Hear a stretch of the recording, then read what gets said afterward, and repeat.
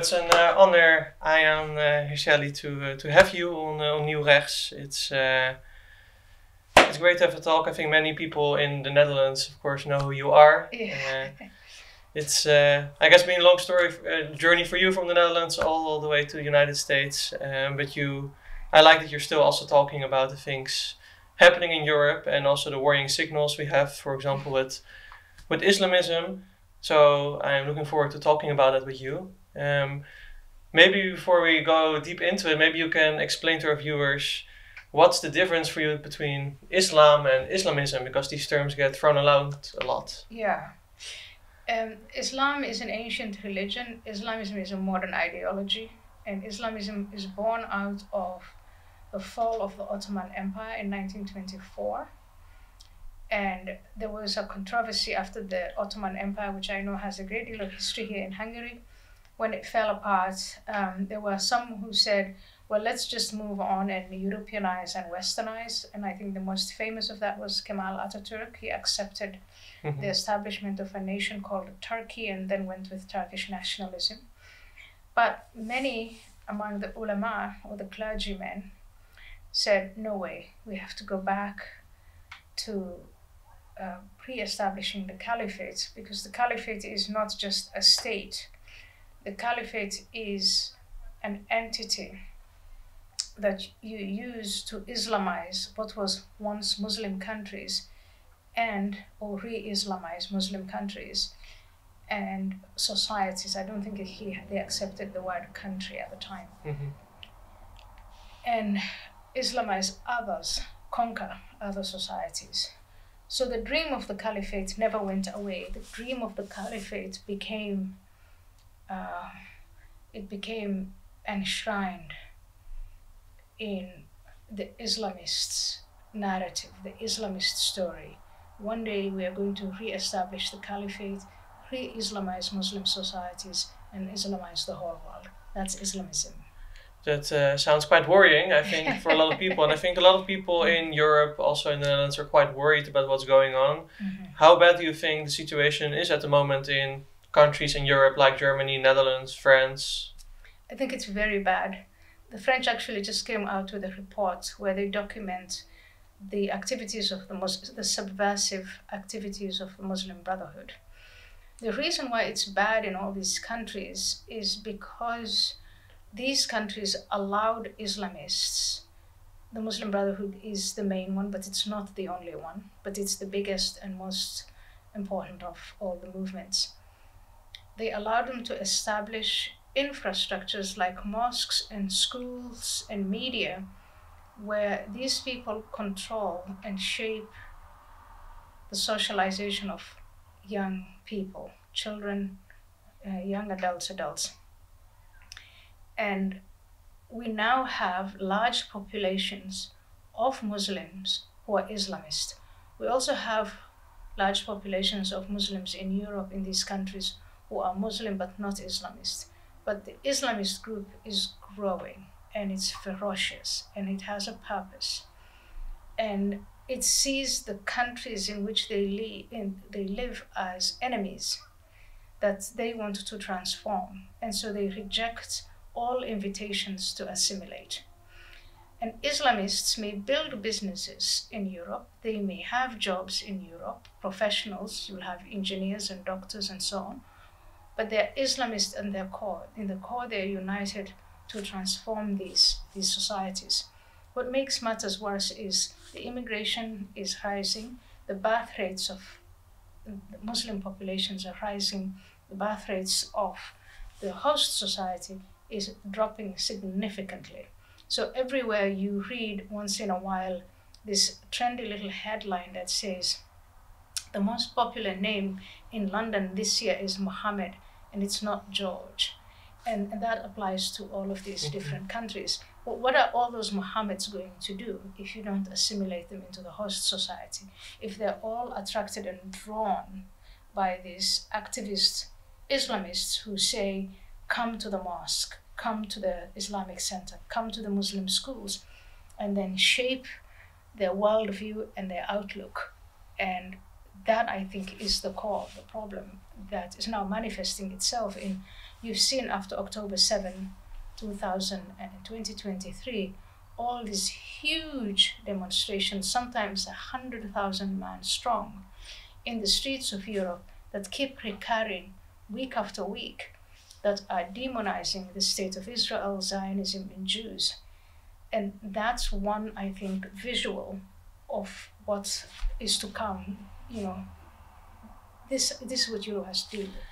Yes, as a Dutch Jew myself, I can relate to that. Mm-hmm. I think the million-dollar question then is, what can we do about it? And I'm curious.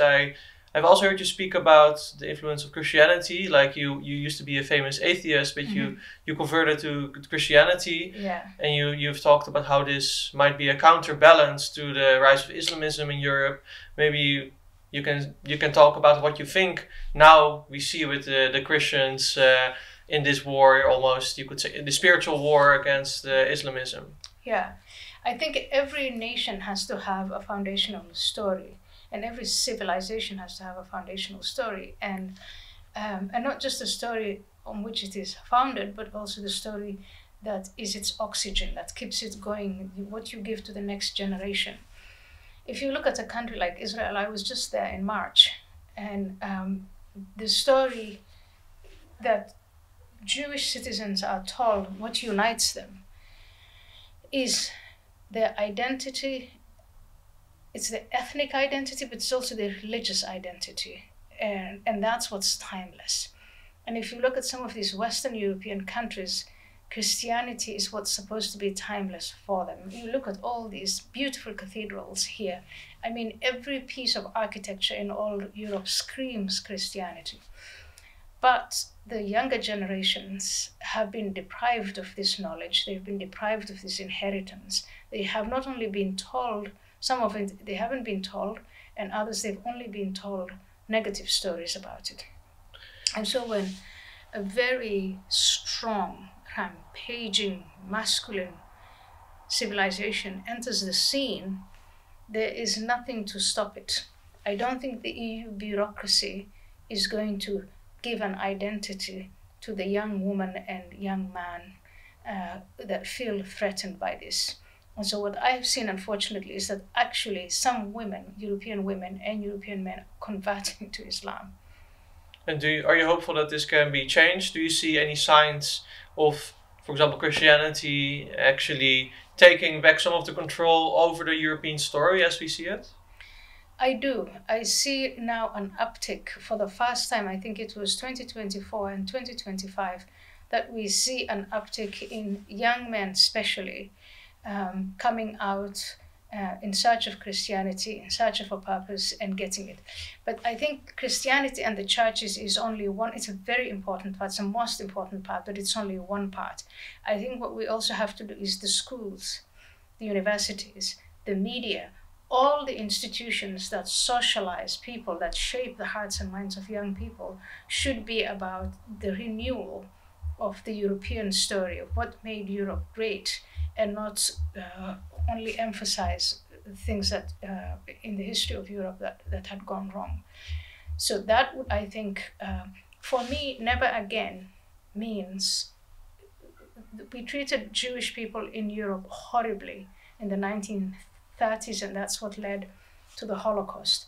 The way to atone for the Holocaust today is not to sacrifice the descendants of those Jews to the Islamists, because we are afraid of the Islamists, or because we think the far right might victimize the Islamists, which I don't think is the case, but that's what people believe. I think the way to say never again is to protect the descendants of the Jews and to stand up to the ideology of radical Islam, which is Islamism. Yeah. And do you, like, I see, for example, in the Jewish communities in Europe, in the Netherlands, and other countries, that Jews feel like there's no future anymore for their children. I see it all around me, and also among Christians and other people that feel like a sense of hopelessness about what's happening. They don't recognize what's happening to their country. Yeah. Do you have any message of hope, like based on realism of what we can do about this, or is it already at a point where it's a defeatist? Because that's what I see a lot happening. Well, the fact that a country called Israel exists gives me profound hope. Number one. Number two, the fact that Christianity is coming back, people want to rediscover their faith, that gives me hope. The fact that European countries and America, I mean, we're still the strongest economies, technologically speaking, the most advanced, and all of this gives me hope because these material resources, they can be put towards rebirth and renewal. And we can give the Muslims who come to Europe a choice and say, if you want to be like us and you assimilate, you're most welcome, you can stay. But at the moment, we have the resources to remove those who want to destroy us. So there's plenty of hope, but is there political will? Is there cultural unity so that we can all face in the same direction and say, this is what we would like to achieve for our children and grandchildren and great-grandchildren? Or are we just going to do what you described, which is sit back in hopelessness and crawl in a hole and think, yeah, that atonement is surrender? And what do you think about what could ordinary people that are watching this, what could they do? Because I think a lot of people are looking up to business leaders, politicians, maybe authorities in the church or whatever to do it, and they think, I also want to contribute. So what can they do? They need to gather together. If you look again at, I'm looking at little bits and pieces of European history. Europeans did things and changed things by forming small collectives and organizations and getting together in person in different rooms to compare notes and plan to change their circumstances.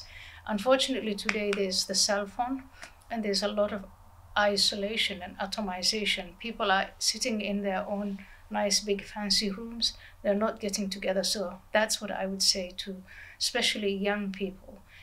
Get off the phone and get in real contact with real human beings.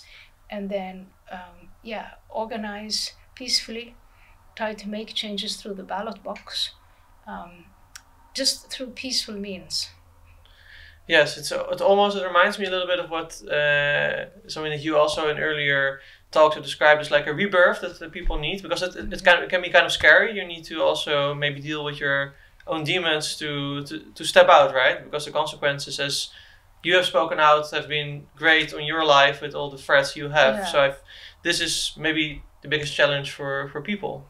I think the big thing to speak out against today, again, looking at Europe, especially members of the EU, is that the citizens have been told this faraway entity somewhere in Brussels is going to solve your problems.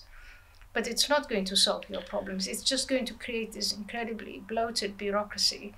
And it's impersonal and it's technocratic, and in some ways it's sedating, because as long as these big problems are being taken care of that entity, you don't feel responsible for changing your own circumstances. And I think that needs to change.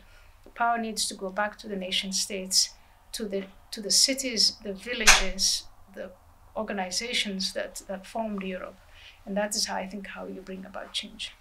Thank you so much for this message of hope. I hope we can all do it together, and thank you for your time to have this talk with us. Thank you, Daniel. Thank you for having me.